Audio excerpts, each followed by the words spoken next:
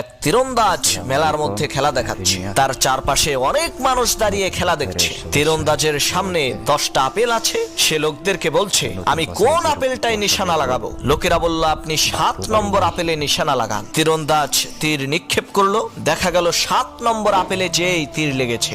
এইভাবে সে 10টা আপেলেই তীর নিক্ষেপ করলো। অবাক করা বিষয় হলো, তার নিক্ষেপ করা একটা তীরও লক্ষ্যভ্রষ্ট হয়নি। সেই তীরন্দাজ উপস্থিত সমস্ত লোকদেরকে উদ্দেশ্য করে বলল, আপনারা কি সাক্ষ্য দিচ্ছেন আমি একজন ভালো তীরন্দাজ? সমস্ত লোকেরা বলল, হ্যাঁ, অবশ্যই আপনি একজন ভালো তীরন্দাজ। সেই তীরন্দাজ বলল, তাহলে আপনাদের মধ্য থেকে মাত্র একজন মানুষ আমার সামনে এসে দাঁড়ান, আমি তার মাথার উপরে একটা আপেল রেখে তীর নিক্ষেপ করব। তার এই প্রস্তাবে একজন মানুষও রাজি হলো না, কারণ যদি নিশানা ভুল হয়ে যায় তাহলে তো কেল্লা ফতে। সেই মেলার মধ্যে একজন ছোট বাচ্চা ছিল। সে এসে তীরন্দাজের সামনে দাঁড়িয়ে